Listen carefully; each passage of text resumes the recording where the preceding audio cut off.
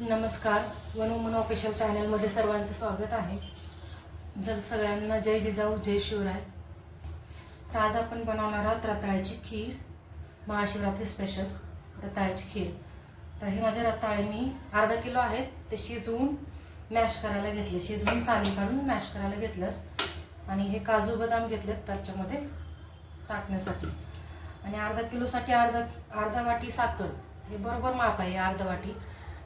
पण मी हे पाऊण वाटी घेतले अर्धा किलोसाठी, कारण आपण खिरीमध्ये दूध पण वापरणार आहोत. जर रताळ्याचा हलवा बनवायचा असता तर अर्धा किलोला अर्धा वाटी साखर बरोबर माप आहे. पण आपल्याला दूध ॲड करायचं आणि खीर बनवायची पातळ, त्यासाठी हे पाऊण वाटी साखर.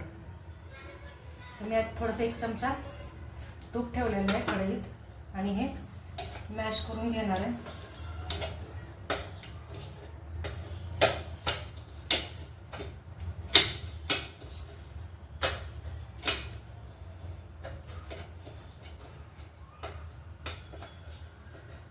मिक्सरमधून पण काढला असतं, पण जास्त लाळक होतो म्हणून.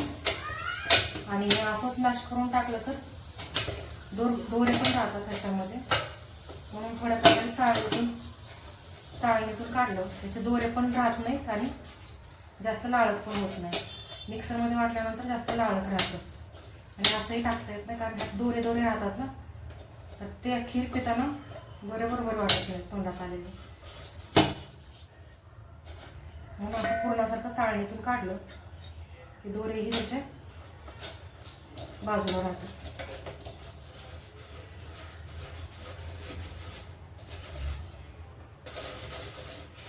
आणि काय लई उशीर लागत नाही, फटाक दिशून होऊन जातं. हे जास्त रावायसारखं नाही, शिजलेलं आहे त्याच्यामुळे पटकन होऊन जातं.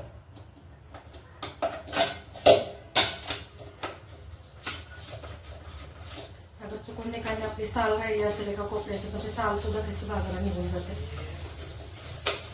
मिक्सरमध्ये सगळं मिक्सच होणार ना, त्यामुळे चाळण्याचं बरं पडतं.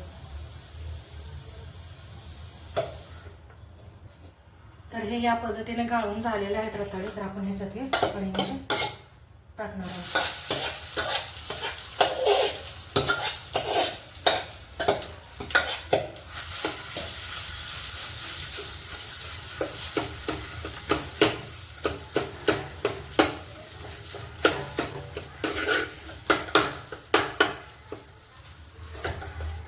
मंद आचेवर तूप तापवलं आधी.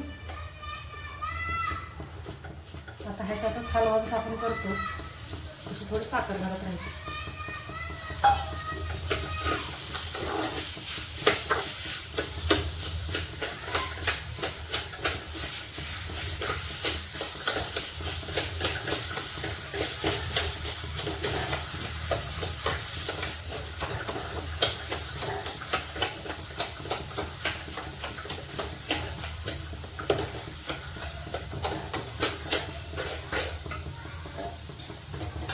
आणि हे कोमट केलेलं दूध आहे. तुम्हाला जेवढं पातळ बनवायचं आहे त्या पद्धतीने तुम्ही त्यात दूध घालू शकता.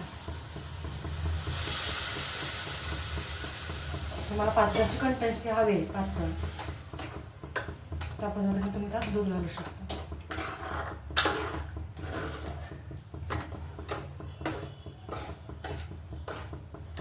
त्याला एकदम केशर दुधासारखा एकदम कलर येतो खिरीला.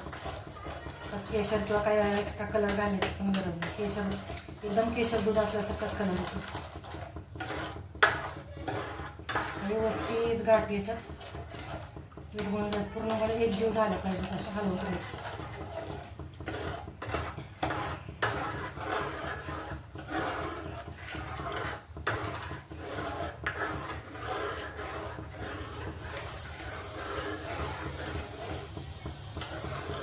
दूध कोमट असलं म्हणजे गाठी विरघळायला पण सोपं जातं. थंड दुधात जास्त गाठी विरघळायला मग कष्ट लागतो, हलवत राहावं लागतं. म्हणून थोडंसं दूध कोमट करून घ्यायचं घालताना. आधी जरी गरम केलेलं असलं तरी ह्याच्यामध्ये घालताना थोडं कोमट करून घ्यायचं. तर हे अशा पद्धतीने झाले. ज्याला जसं म्हणजे एकदम थोडंसं जास्तच घट्ट आहे, तर मला खीर पातळ आवडते आणि घरात लेकरांनाही पातळ आवडते खीर. मी एरवी याच्यामध्ये शेवया पण घालते, जसं शिरकुंबा आपण बनवतो ना त्या पद्धतीने शेवया पण घालते. मित्रांना आवडतात पिताना शेवया तोंडात आलेल्या. पण आता हे आपल्याला महाशिवरात्रीला बनवायचं, त्याच्यामुळे ह्यात शेवया काय चालणार नाही.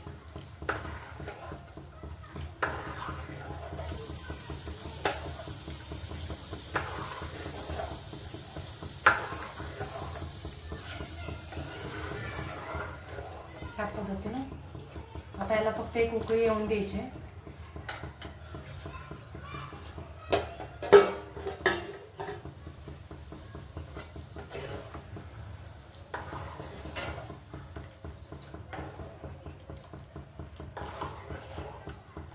हे ढवळल्यामुळे एक जीव झालेलं आहे पूर्ण.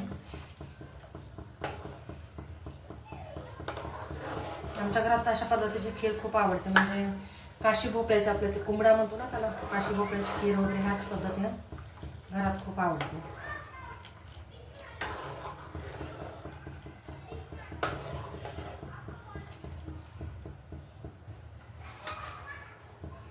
त्याला एक उकळी येऊन द्यायची. मग नंतर त्यात काजू बदाम टाकायची झालं. कोणाकोणाला सोमट किंवा अशी प्यायला आवडते, तर कोणाकोणाला असे फ्रीजमध्ये ठेवून जर पिल्यानंतर थोडीशी गार झाली का तर खूप छान लागते.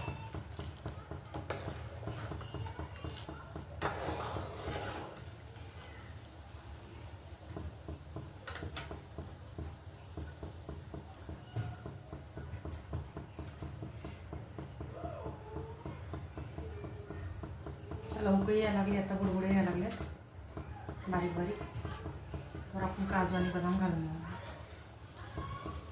काजू आणि बदाम घालून घेऊयात आपण आता.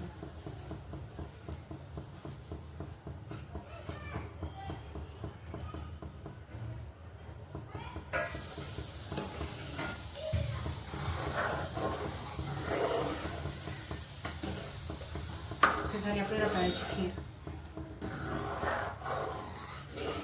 तुम्ही याला गरम गरमही सर्व करू शकता, नंतर कोमटही यावं फ्रीजमध्ये गार करून ठेवू शकता.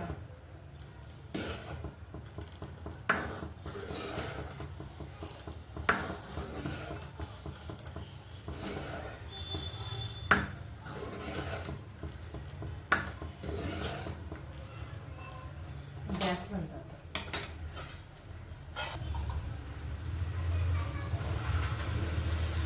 चला तर मग आपण आता मुलांना सर्व करून घेऊया, प्यायला घेऊया. मुलांनी रिझल्ट दिला म्हणजे कळणार की कशी झाली.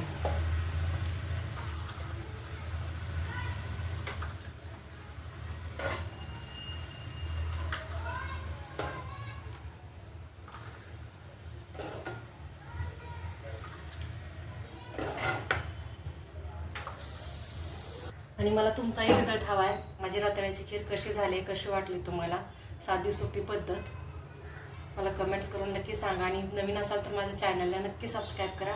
आणि काय वाटते माझ्या रेसिपीबद्दल हे नक्की कमेंट्स करून मला सांगा. चला तर मग बाय, भेटूयात पुढच्या ब्लॉगमध्ये. 1 2 3